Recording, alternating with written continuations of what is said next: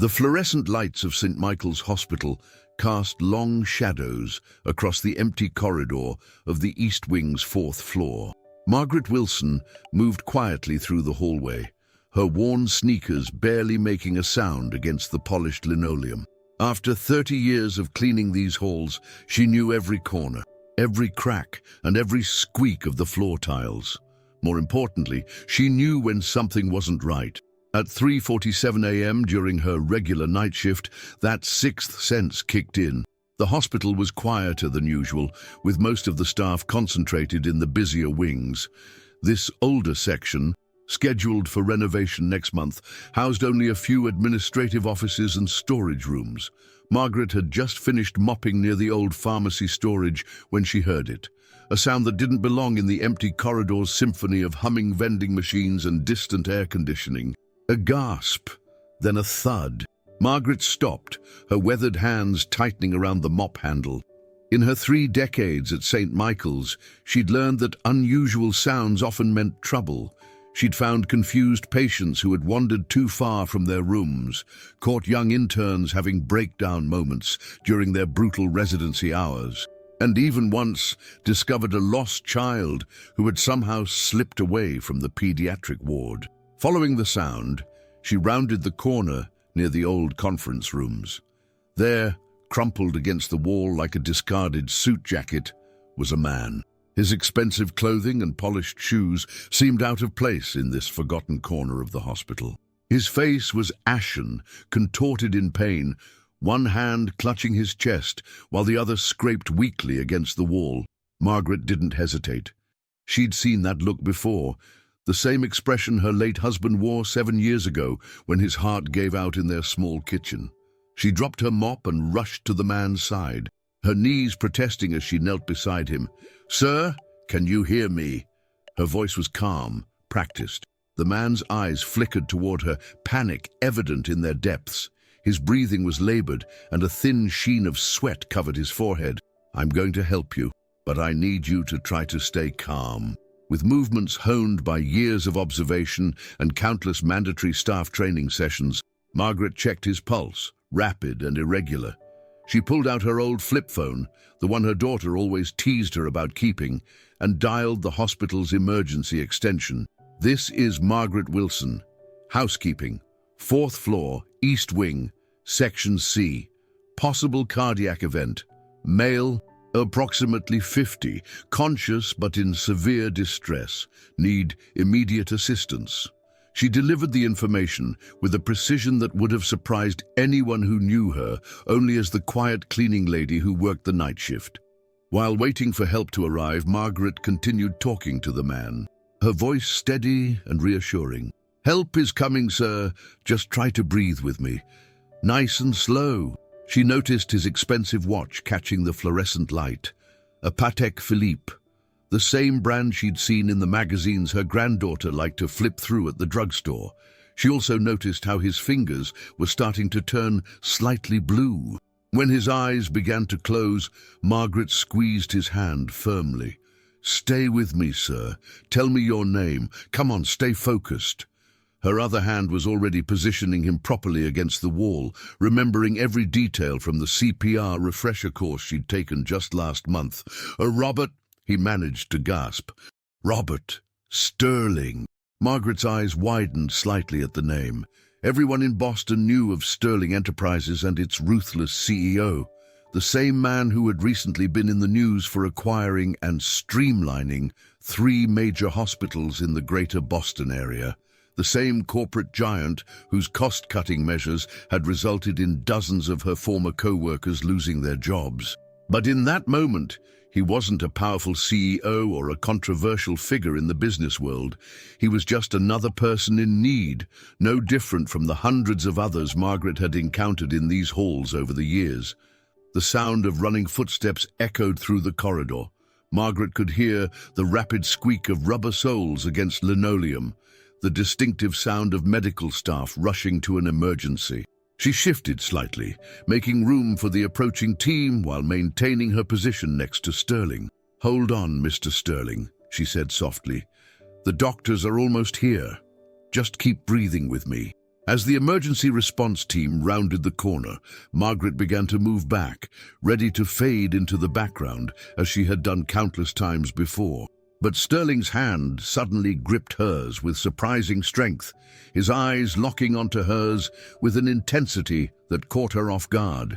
The next few moments were a blur of activity as the medical team took over. Dr. Sarah Chen, one of the few doctors who always greeted Margaret by name, quickly assessed the situation. "Full cardiac episode," she announced, her skilled hands already in motion. "We need to get him to the cath lab stat." As they transferred Sterling onto the gurney, his hand finally released Margaret's. She watched them wheel him away, his expensive suit jacket now draped awkwardly over the gurney's side rail. In the sudden quiet that followed, Margaret noticed her knees aching from kneeling on the hard floor. She slowly got to her feet, retrieved her mop, and resumed her work. The incident report could wait until her shift ended. Right now, there were floors to clean, trash to collect, and the endless small tasks that kept the hospital running smoothly through the night. As she worked, Margaret thought about Robert Sterling, wondering if he would survive the night, and if he did, whether he would remember the cleaning lady who found him in an empty hallway. Little did Margaret know, but this chance encounter in a quiet hospital corridor would set in motion a chain of events that would change not only her life, but the lives of countless others. The true impact of her actions that night would only become clear in the days and weeks to come, as the worlds of a humble hospital cleaner and a powerful CEO collided in ways neither could have anticipated. The morning after Robert Sterling's cardiac episode brought chaos to the usually quiet corridors of St. Michael's Hospital.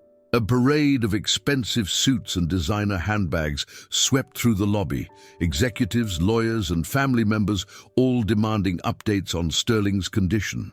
Among them was Catherine Sterling, Robert's daughter, her high heels clicking sharply against the floor as she approached the nurses' station. Margaret watched the scene unfold as she cleaned the waiting area windows, carefully wiping away fingerprints from the glass. She had just finished her night shift but lingered, wanting to ensure the morning crew had everything they needed. 30 years of experience had taught her that busy mornings meant extra cleanup. "I need to know exactly what happened to my father," Catherine demanded, her voice carrying across the lobby. "How does a man in perfect health suddenly have a cardiac episode in some abandoned hallway? Where was the security? Where was anyone?" Dr. Chen, still on duty from the night shift, maintained her professional composure. "Ms. Sterling, your father suffered a severe cardiac event, but thanks to early intervention, we were able to—" "Early intervention?" Catherine interrupted. "You mean he was lucky someone found him? Do you realize who he is? He could have died in that hallway. And then what? St. Michael's would be more than just another acquisition. It would be a cautionary tale." Margaret continued her work, moving slowly closer to catch every word. She heard Dr. Chen explain the situation, describing how a staff member had found Mr. Sterling and immediately called for help. The doctor's careful omission of Margaret's name and position didn't go unnoticed. Dr. Chen had always been protective of her staff, regardless of their role. "Your father is stable now," Dr. Chen concluded. "The procedure was successful, and he's responding well to treatment. He's currently resting in the CCU." Catherine's expression softened slightly at the news, but her posture remained rigid. "I want to see him, now!" As Catherine and her entourage followed Dr. Chen toward the CCU, Margaret finished her windows and gathered her cleaning supplies. Her shift had ended hours ago, but something kept her from leaving. Perhaps it was concern for Mr. Sterling, or maybe it was the weight of unfinished business. She wasn't quite sure. Later that afternoon, Margaret was about to head home when Dr. Chen caught up with her near the staff exit. "Margaret, wait!" the doctor called out, slightly out of breath. "Mr. Sterling is asking for you." Margaret turned, surprised. "For me? He woke up a few hours ago and has been insisting on speaking with the woman who found him. He remembers you." "Margaret," Dr. Chen smiled warmly. "Would you mind coming up? I know your shift is over, but—" "Of course," Margaret interrupted, adjusting her worn jacket. "Lead the way." The CCU was quieter than the lobby, the beeping of monitors creating a steady rhythm that Margaret had grown accustomed to over the years. Outside Sterling's private room, Catherine Sterling stood talking with a man in an expensive suit, their hushed voices carrying tones of urgent business matters. Dr. Chen led Margaret past them and into the room. Robert Sterling lay propped up in bed, looking smaller somehow without his business suit. But his eyes were alert and focused. Catherine followed them in, her attention immediately drawn to Margaret's cleaning uniform. The cleaning lady. Catherine's voice dripped with disbelief. "This is who found you, Father." Sterling's voice, though weak, carried authority. "Catherine, please wait outside." When his daughter hesitated, he added firmly, "Now." After Catherine left, closing the door perhaps a bit too firmly, Sterling turned his full attention to Margaret. "Mrs. Wilson. Margaret Wilson. Mrs. Wilson." He tested the name carefully. "Dr. Chen tells me you saved my life last night." Margaret shook her head slightly. "I just found you, Mr. Sterling. The doctors did the saving." "No," he insisted, his voice growing stronger. "I remember everything. You knew exactly what to do. You kept me calm, kept me focused. Your voice..." He paused, seeming to search for the right words. "Your voice anchored me when I felt myself slipping away." Margaret shifted uncomfortably under his intense gaze. Anyone would have done the same. "But they didn't. You did." Sterling adjusted himself in the bed, wincing slightly. "Tell me, Mrs. Wilson, how long have you worked at St. Michael's?" 30 years this October." Something flickered across Sterling's face. Recognition, perhaps, or guilt.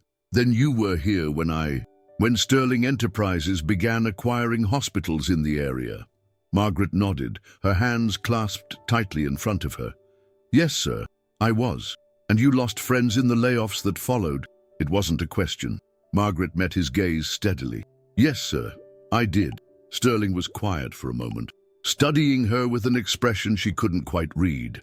Finally, he spoke again, his voice carrying a weight she hadn't expected. "Yet you still helped me. Knowing who I was, what I'd done, you still stayed with me in that hallway." "Mr. Sterling," Margaret began, her voice gentle but firm, "in that moment, you weren't the CEO of Sterling Enterprises.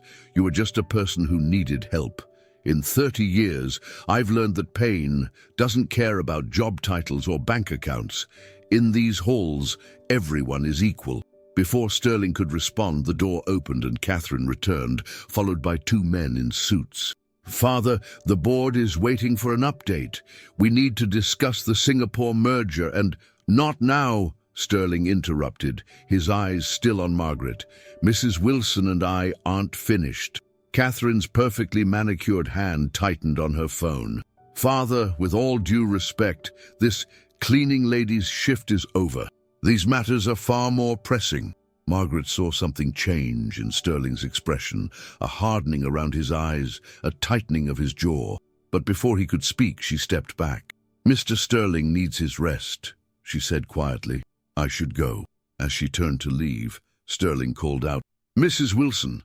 She paused at the door, looking back. "Thank you for everything. We'll speak again soon." Margaret nodded and slipped out of the room, the sound of resumed business discussion following her into the hallway. As she walked toward the elevator, she couldn't shake the feeling that something significant had just transpired, something beyond a simple thank you from a grateful patient. Dr. Chen caught up with her at the elevator. "Margaret, wait!" The doctor glanced around before continuing in a lower voice. "There's something you should know. Before you arrived, Mr. Sterling was asking about hospital staffing, about the recent layoffs. He seemed different. Whatever you said to him in that hallway last night, it made an impression." The elevator doors opened with a soft ding.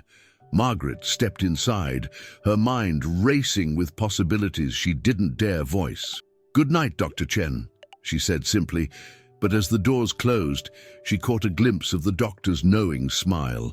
On her bus ride home, Margaret thought about Robert Sterling's intense gaze, about the way he'd dismissed his daughter's business concerns to speak with her. Something was shifting, like the subtle change in air pressure before a storm. She just wasn't sure yet whether that storm would bring destruction or much-needed rain to parched earth. The next few days brought an unusual rhythm to St. Michael's Hospital. Margaret continued her night shifts, methodically cleaning floors and emptying trash bins, but there was a tension in the air that hadn't been there before. Security guards now patrolled the East Wing more frequently, and administrative staff seemed to hover around Robert Sterling's room like satellites caught in orbit. It was during one of her quieter moments, cleaning the family waiting area near the CCU, that Margaret overheard a conversation that made her pause mid-motion, her mop suspended above the floor. "He's completely lost his mind," Catherine Sterling's voice carried from around the corner. "First, he cancels the Singapore merger, 3 months of work down the drain. Now he's talking about reviewing all our hospital acquisitions. The board is in panic mode." A male voice responded, one Margaret recognized as belonging to James Harrison, Sterling Enterprises' chief financial officer. "Catherine, your father just had a near-death experience. It's natural for him to be emotional. We just need to keep things stable until he recovers fully." "Emotional?" Catherine's laugh was sharp. "He spent an hour yesterday talking to that cleaning woman about hospital staffing and community impact. A cleaning woman, James, and now he's demanding full reports on every layoff, every budget cut we've implemented in the last 5 years. Margaret's hands tightened around her mop handle. She knew she should move away, should continue her work, but her feet seemed rooted to the spot. "The press would have a field day with this," Harrison muttered. Robert Sterling, the corporate raider, suddenly growing a conscience because some hourly worker saved his life? We need to contain this situation." "Agreed. I've already spoken with Dr. Moore about expediting Father's release. The sooner we get him back to the office, away from this influence, the better." Their voices faded as they moved down the hallway, but their words lingered in the air like smoke. Margaret finally released her breath, realizing she'd been holding it. She'd known her conversation with Sterling had made an impact, but she hadn't expected this. Later that night, as Margaret was collecting trash from the nurses' station, Dr. Chen approached her with an unusual request. "Mr. Sterling asked for you again," she said quietly. "He's been difficult with the night staff. Says he needs to discuss something important with you." Margaret glanced at her cart full of cleaning supplies. "Now," Dr. Chen nodded. "If you can. He's quite insistent." When Margaret entered Sterling's room, she found him sitting up in bed, papers spread across his lap. The TV mounted on the wall was tuned to a financial news channel, though the volume was muted. He looked up as she entered, and Margaret was struck by how different he appeared from the man she'd found in the hallway. There was a new intensity in his eyes, a sense of purpose that hadn't been there before. "Mrs. Wilson," he greeted her, gathering his papers. "Thank you for coming. Please, sit down." Margaret remained standing. "Mr. Sterling, I should really get back to my—" "Margaret," he interrupted, using her first name for the first time. "Please, what I have to say is important." Something in his tone made her relent. She sat in the visitor's chair, her hands folded in her lap. "I've been doing some research," Sterling began, holding up one of his papers. "About St. Michael's, about the other hospitals we've acquired. The numbers tell an interesting story. But not the whole story. That's where you come in." He shifted in his bed, wincing slightly at the movement. 30 years you've worked here. You've seen administrators come and go, policies change, lives saved and lost. I want you to tell me everything, every detail about how our acquisitions affected the real people in these halls. Margaret studied him carefully. "Why now, Mr. Sterling? Why do you suddenly care about the impact of your business decisions?" Sterling was quiet for a moment, his fingers tracing the edge of his blanket. "When I was lying in that hallway, certain I was dying, do you know what I thought about? Not my company's stock price, not the Singapore merger, not. I thought about my legacy, about what I'd leave behind." He looked up at her, his eyes intense, "And then you came along, someone who had every reason to walk past, to let karma take its course. But you didn't. You showed me more humanity in those few minutes than I've shown in years of business decisions." He reached for a thick folder on his bedside table. This contains the details of every cost-cutting measure we've implemented at St. Michael's. Every layoff, every program cut. I want you to look through it and tell me about the people behind these numbers, the real cost of my efficiency measures. Margaret took the folder with slightly trembling hands. Your daughter won't like this, she said quietly. Sterling's laugh was bitter. Catherine thinks I'm having some sort of crisis. Maybe I am, but crisis or not, I need to know the truth. Will you help me? Before Margaret could respond, a commotion erupted in the hallway. Dr. Moore, the chief of cardiology, burst into the room, followed by Catherine and James Harrison. This is completely inappropriate, Dr. Moore announced, glaring at Margaret. Mr. Sterling needs rest, not consultation with cleaning staff. Catherine stepped forward, her eyes cold. Mrs. Wilson, your shift ended 20 minutes ago. I believe it's time for you to leave. Margaret stood slowly, still holding the folder. Sterling's voice cut through the tension. She stays, all of you, out. Father, Catherine began, but Sterling held up his hand. I said out, now. His heart monitor began beeping faster, causing Dr. Moore to step forward in concern. Mr. Sterling, your blood pressure will be fine once everyone leaves Mrs. Wilson and me to our discussion. Sterling's voice was firm, though Margaret could see the strain on his face. Reluctantly, the others filed out. Catherine was the last to leave, her expression a mix of concern and frustration. As the door closed behind her, Sterling turned back to Margaret. Now, he said, his voice softer but no less determined, tell me about Anna Martinez. Margaret's breath caught in her throat. How do you know about Anna? I found her name in the layoff records. Head of pediatric nursing, 18 years of service. Let go during the first round of cuts. The notes say she was redundant, but I want to know who she really was. Margaret sank back into her chair, memories flooding back. Anna was the heart of the pediatric ward. She knew every child's name, every parent's fear. She kept a supply of small toys in her pocket. Nothing expensive, just little things to make scared children smile. Margaret's voice grew thick with emotion.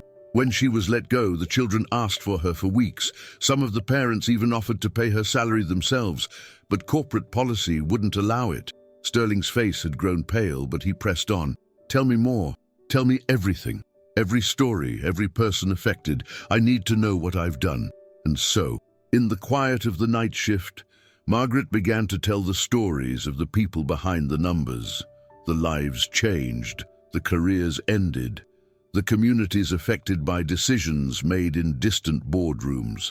With each story, she watched something change in Robert Sterling's eyes, as if scales were falling away to reveal a truth he'd been blind to for far too long. Neither of them noticed Catherine Sterling standing outside the door, her phone recording every word of their conversation, her expression growing darker with each passing minute. The following morning erupted in chaos. Margaret arrived for her shift to find the hospital's administrative floor buzzing with activity. Through the glass doors of the conference room, she could see Catherine Sterling standing before the hospital's board of directors, gesturing animatedly at a projection screen. Dr. Chen intercepted Margaret before she could reach her cleaning cart. Things are intense up here, she warned in a low voice. Catherine Sterling called an emergency board meeting at dawn. She's been playing some kind of recording. Margaret's heart sank as she remembered the previous night's conversation with Robert Sterling. Before she could respond, the conference room doors burst open and board members began filing out, their faces grave. Catherine followed, her heels striking the floor like hammer blows. Mrs. Wilson, Catherine called out, her voice carrying down the hallway. Just the person I wanted to see. She approached Margaret with the confident stride of someone used to commanding attention. We need to discuss your continued employment at St. Michael's. Dr. Chen stepped forward. Catherine, this isn't Dr. Chen, Catherine interrupted smoothly. This is a human resources matter. Your presence isn't required, but Dr. Chen stood her ground.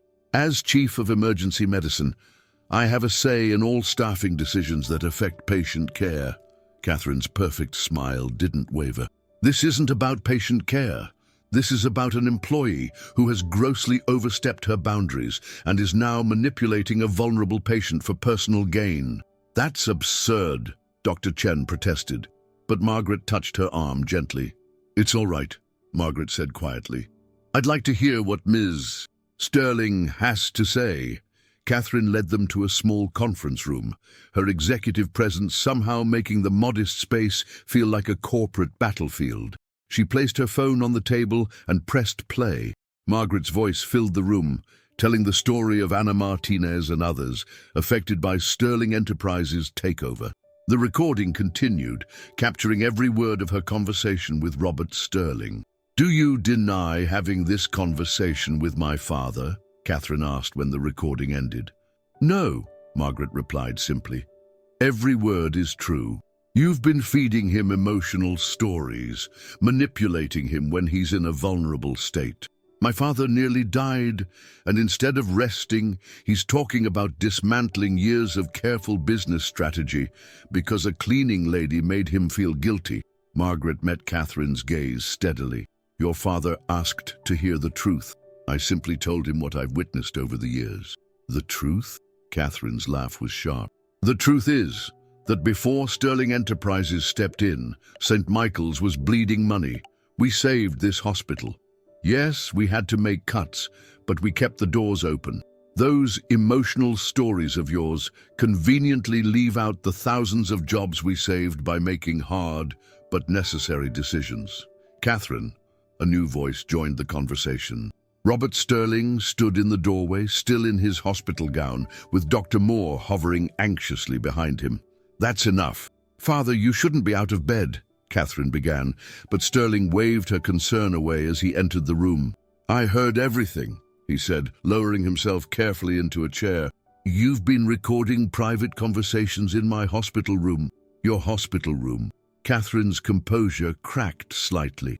"You mean the room where you've been making irrational decisions that could destroy everything we've built?" "The board agrees with me, Father. They're prepared to invoke temporary emergency powers if necessary. Given your current state of mind," Sterling's face hardened, "you went to the board behind my back? To protect you, to protect our company." Catherine's carefully maintained facade finally broke. "This woman has you questioning everything, making you doubt yourself. The Robert Sterling I know would never let emotion cloud his business judgment. The Robert Sterling you know nearly died alone in an abandoned hallway," Sterling replied quietly. "And the only person who stopped to help him was someone he'd hurt without a second thought." He turned to Margaret. "Mrs. Wilson, would you give us a moment alone with Dr. Chen?" Margaret nodded and stood to leave, but Sterling's next words stopped her. "And please don't worry about your job. You'll always have a place at St. Michael's as long as I have any say in the matter." As Margaret closed the door behind her, she heard Catherine's voice rise in protest, followed by her father's firm response. She returned to her cart and continued her rounds, but her mind was racing. The recording, the board meeting, Catherine's accusations. It was all spiraling into something bigger than she'd ever imagined. Hours later, as Margaret was finishing her shift, Dr. Chen found her again. The doctor looked exhausted but satisfied. "You wouldn't believe what happened after you left," she said, falling into step beside Margaret.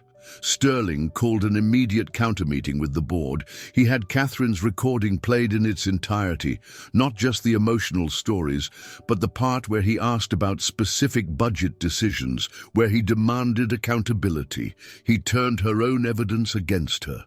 Margaret paused in her work. "What does this mean for the hospital?" "Change," Dr. Chen replied with a small smile. "Real change." Sterling announced a complete review of all hospital acquisitions, starting with St. Michael's. He's creating a new oversight committee focused on community impact and patient care, not just profit margins. She paused, then added, "And he wants you on it." Margaret nearly dropped her mop. "Me? But I'm just—" "Don't say it," Dr. Chen interrupted. "Don't say you're just a cleaning lady. You've been the heart of this hospital for 30 years. You know every corner, every person, every story. That's exactly what this committee needs." Before Margaret could respond, a commotion erupted down the hall. Catherine Sterling stormed past them, her face flushed with anger, speaking rapidly into her phone. "Get me our lawyers, all of them. If he wants a fight, I'll give him one." As Catherine disappeared around the corner, Dr. Chen's pager went off. She checked it and frowned. "Mr. Sterling's blood pressure is elevated again. All this conflict isn't good for his recovery." She hurried off, leaving Margaret alone with her thoughts. Margaret finished her shift in a daze, her mind struggling to process everything that had happened. As she gathered her belongings from her locker, she found a sealed envelope inside. Her name was written on it in Robert Sterling's distinctive handwriting. With trembling fingers, she opened it and began to read.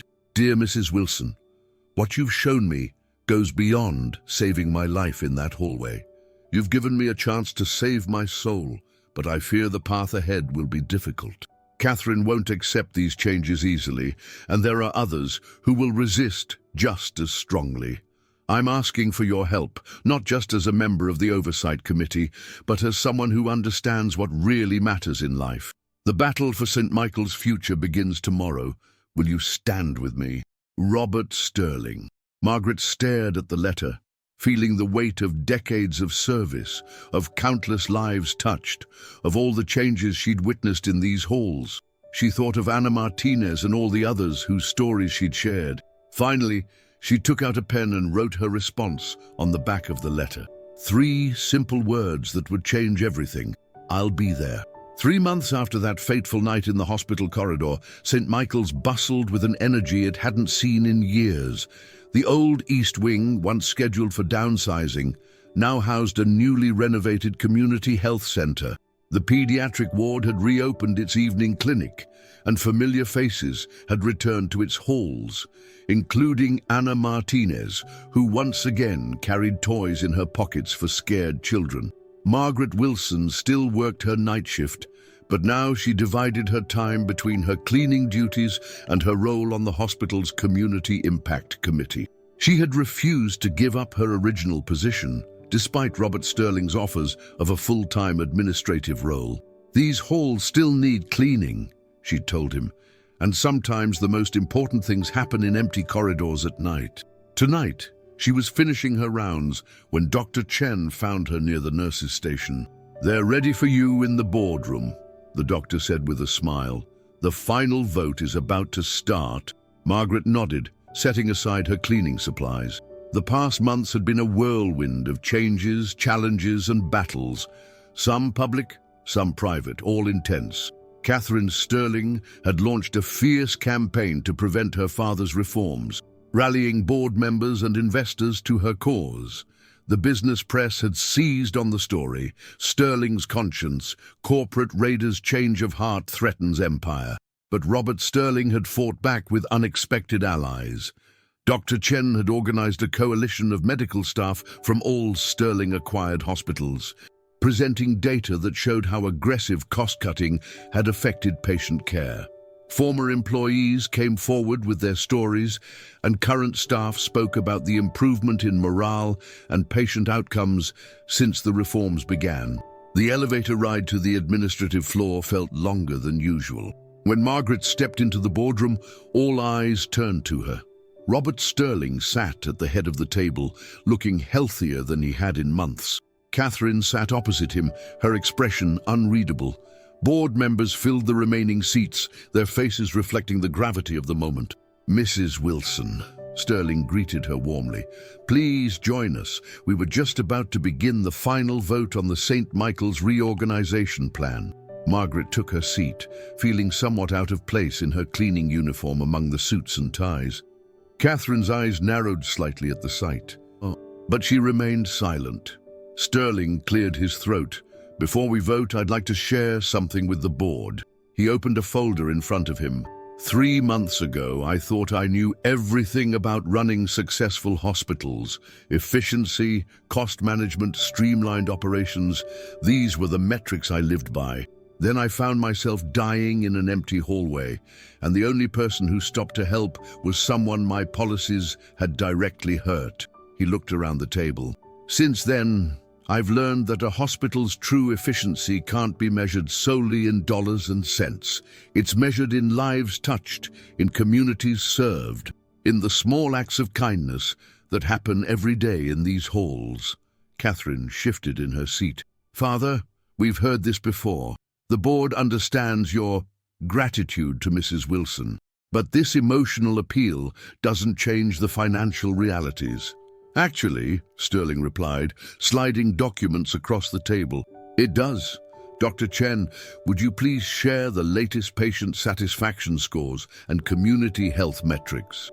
Dr. Chen stood, presenting charts that showed dramatic improvements across all departments. Since implementing the new policies, we've seen a 40% increase in preventive care visits, a 30% reduction in return visits for chronic conditions, and significant improvements in patient recovery times.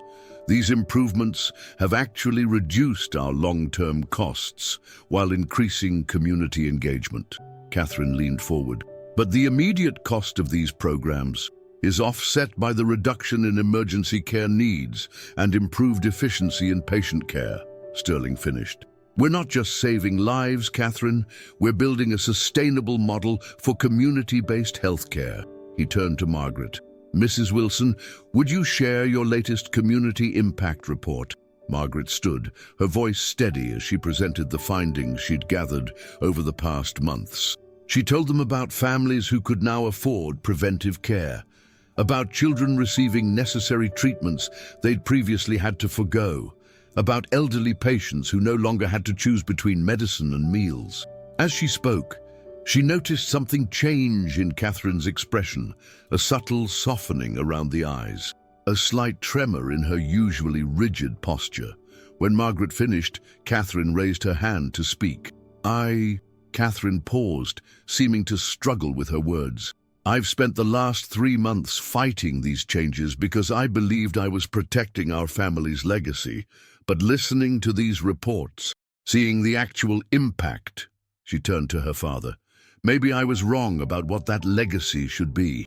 A murmur of surprise rippled through the board members. Sterling reached across the table and took his daughter's hand. Help me build a new legacy, he said softly. One we can both be proud of. The vote that followed was unanimous. St. Michael's would become the model for a new kind of hospital management, one that balanced fiscal responsibility with community care, profit with purpose. Later that night, as Margaret made her final rounds, she found Robert Sterling standing in the East Wing corridor where she'd found him 3 months ago. He was running his hand along the wall, lost in thought. Mr. Sterling, she called softly, is everything all right? He turned to her with a smile. More than all right, Mrs. Wilson. I was just thinking about how close I came to dying here, but instead, I found something to live for. He gestured to the newly renovated wing. All of this, the changes, the improvements, the lives we're touching, it started because you showed me what real care looks like. Margaret adjusted her grip on her mop. We all have the capacity to care, Mr. Sterling. Sometimes we just need a reminder of what truly matters. Indeed, he straightened his jacket. Catherine asked me something interesting today. She wanted to know why you insisted on keeping your cleaning job despite your new responsibilities.